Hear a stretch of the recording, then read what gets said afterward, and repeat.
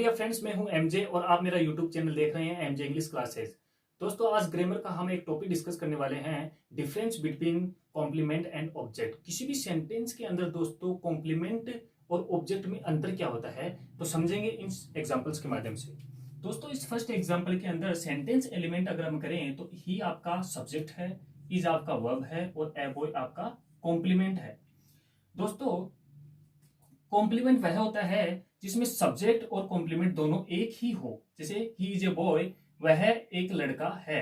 वह क्या है दोस्तों? एक लड़का है। एक लड़का क्या है दोस्तों? वह है। तो दोस्तों, सब्जेक्ट और कॉम्प्लीमेंट हमेशा एक रेनबो बनाते हैं और वोट का आंसर जो दे उसे भी हम कॉम्प्लीमेंट कहते हैं। तो दोस्तों, ही इज मैंने बोला तो वह क्या है, तो यहाँ पे वोट से आंसर आ रहा है कि वह एक लड़का है, तो इसलिए दोस्तों यहाँ पर ए बॉय यहाँ पे कॉम्प्लीमेंट हो जाता है। इसी प्रकार से हम दूसरा सेंटेंस देखते हैं। सेंटेंस एलिमेंट में आई आपका सब्जेक्ट हो जाता है, लाइक आपका वर्ब हो जाता है और क्रिकेट आपका ऑब्जेक्ट हो जाता है। दोस्तों, यहाँ पे क्रिकेट जो है वो कॉम्प्लीमेंट क्यों नहीं हुआ, ऑब्जेक्ट क्यों हुआ? तो दोस्तों, यहाँ पे आई और क्रिकेट जो है वो दोनों सेम नहीं है।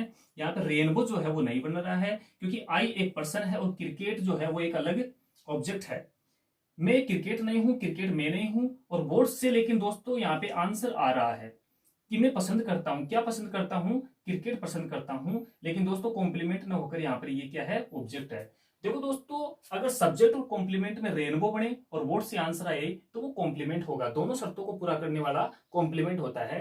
लेकिन यहाँ पे सब्जेक्ट और ऑब्जेक्ट जो है रेनबो नहीं बना रहा, लेकिन वर्ड से आंसर आ रहा है, लेकिन दोनों शर्तों को पूरा नहीं कर रहा है, इसलिए दोस्तों यहाँ पर क्या हो जाता है? ऑब्जेक्ट हो जाता है।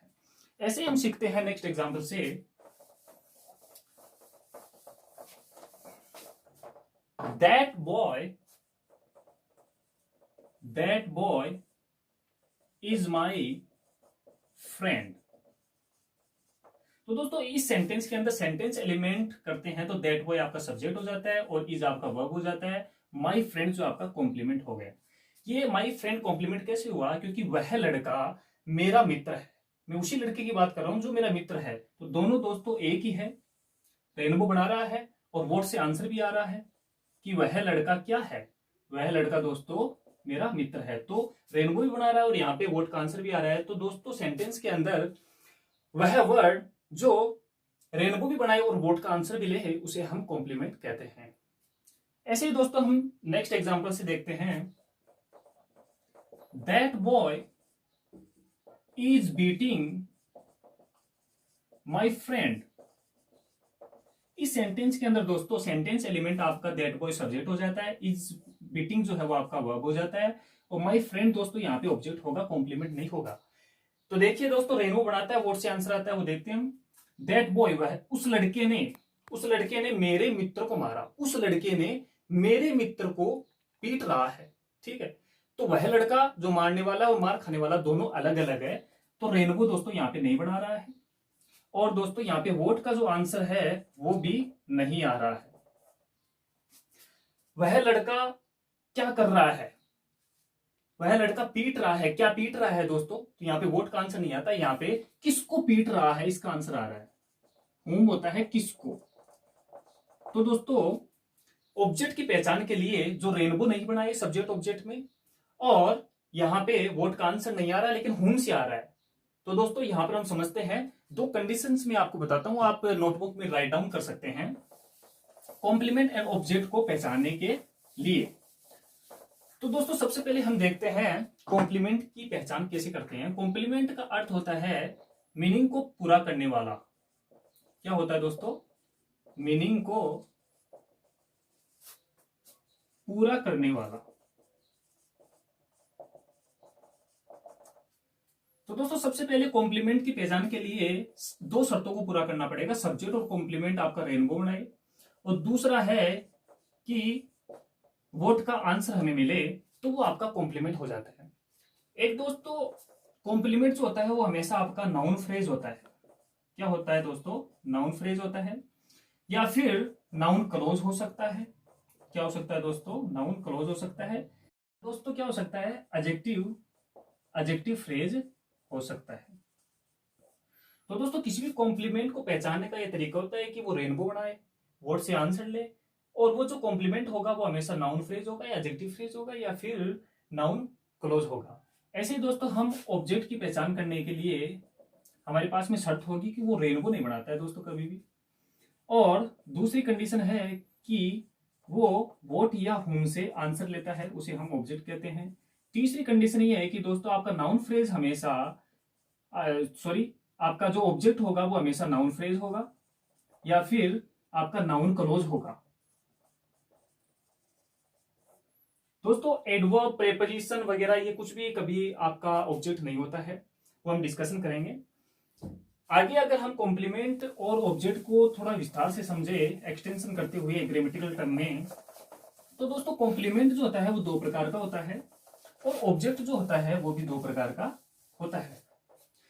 तो दोस्तों कॉम्प्लीमेंट टू टाइप्स मैं यहां पे लिख रहा हूं। एक होता है दोस्तों सब्जेक्ट कॉम्प्लीमेंट, सब्जेक्ट कॉम्प्लीमेंट जिसको मैं CS कहकर पुकारूंगा, और दूसरा होता है ऑब्जेक्ट कॉम्प्लीमेंट जिसको CO कहेंगे। अब समझते हैं एग्जांपल के माध्यम से। जैसे दोस्तों मैं कह रहा हूं this is a Bunty, this is a Bunty. इसके अंदर दोस्तों सेंटेंस एलिमेंट दिस जो है आपका सब्जेक्ट हो गया और इज आपका वर्ब है और ए बंटी आपका कॉम्प्लीमेंट है। तो दोस्तों शर्तों के आधार पे हम देखते हैं कि ये कॉम्प्लीमेंट कैसे हुआ। दिस और बंटी दोनों दोस्तों एक ही है, रेनबो बना रहा है, वर्ड से आंसर भी आ रहा है कि वह क्या है, बंटी है। तो दोस्तों ये कॉम्प्लीमेंट हो गया। ऐसे ही नेक्स्ट एग्जांपल से हम देखते हैं हरी कॉल्ड हिम बंटी। अब दोस्तों सेंटेंस एलिमेंट में हरी आपका सब्जेक्ट है, कोल्ड आपका वर्ब है, हिम आपका ऑब्जेक्ट है और बंटी यहां पे आपका क्या हुआ दोस्तों, ऑब्जेक्ट कॉम्प्लीमेंट हुआ। कैसे हुआ दोस्तों, हरी ने उसे बुलाया, तो उसे यहाँ पे हिम ऑब्जेक्ट है, तो दोस्तों यहाँ पे बंटी जो है वो हरी का एक्सटेंशन नहीं बता रहा है, यहाँ पे रेनबो नहीं बना रहा है, यहाँ पे दोस्तों ऑब्जेक्ट के बारे में बता रहा है। क्या बता रहा है कि हरी ने उसे क्या कहा, किस नाम से बुलाया, बंटी से। तो ऑब्जेक्ट के बारे में एक्सटेंशन कर रहा है, व्याख्या कर रहा है, इसलिए दोस्तों ये ऑब्जेक्ट कॉम्प्लीमेंट हो गया। इसके बाद भी दोस्तों हम देखते हैं ऑब्जेक्ट के बारे में। ऑब्जेक्ट भी दोस्तों टू टाइप्स का होता है। एक होता है इनडायरेक्ट ऑब्जेक्ट जिसको OI कहकर हम रिप्रेजेंट करेंगे, एक होता है डायरेक्ट ऑब्जेक्ट, डायरेक्ट ऑब्जेक्ट जिसको हम OD कहकर रिप्रेजेंट करेंगे। समझते हैं एग्जांपल से दोस्तों। एग्जांपल लिखते हैं हम कि he gave me A pen, उसने मुझे एक पेन दिया। सेंटेंस एलिमेंट में ही आपका सब्जेक्ट है, गेव आपका वर्ब है और मी आपका इंडायरेक्ट ऑब्जेक्ट है और ए पेन आपका डायरेक्ट ऑब्जेक्ट है। दोस्तों उसने मुझे एक पेन दिया, उसने मुझे क्या दिया, तो डायरेक्ट क्या दिया, ए पेन दिया, तो ये आपका डायरेक्ट ऑब्जेक्ट हो गया। किसको दिया, मुझे दिया, तो ये दोस्तों ये प्राप्तकर्ता हो गया, रिसिपिएंट हो गया। क्या हो गया दोस्तों, रिसिपिएंट हो गया। रिसिपिएंट को बोलते हैं प्राप्तकर्ता, यानी डायरेक्ट ऑब्जेक्ट को, वस्तु को जो प्राप्त करता है उसे हम क्या कहते हैं, रिसिपिएंट कहते हैं। अब दोस्तों ग्रामर के अंदर स्टूडेंट्स को ये प्रॉब्लम होती है कि इनडायरेक्ट ऑब्जेक्ट हमेशा लिविंग ही होता है। ऐसा नहीं है दोस्तों, आपका इनडायरेक्ट ऑब्जेक्ट जो है वो लिविंग भी हो सकता है और नॉन लिविंग भी हो सकता है। समझते हैं एक एग्जांपल से। जैसे दोस्तों मैंने एक सेंटेंस लिखा कि हरी इज द फुटबॉल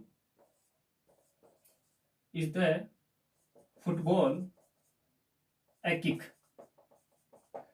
हरी ने किक मारी, किसको मारी दोस्तों, फुटबॉल को मारी। तो सेंटेंस एलिमेंट हरी जो है आपका सब्जेक्ट है, इज आपका वर्ब है, द फुटबॉल आपका इनडायरेक्ट ऑब्जेक्ट है, ए किक आपका डायरेक्ट ऑब्जेक्ट है।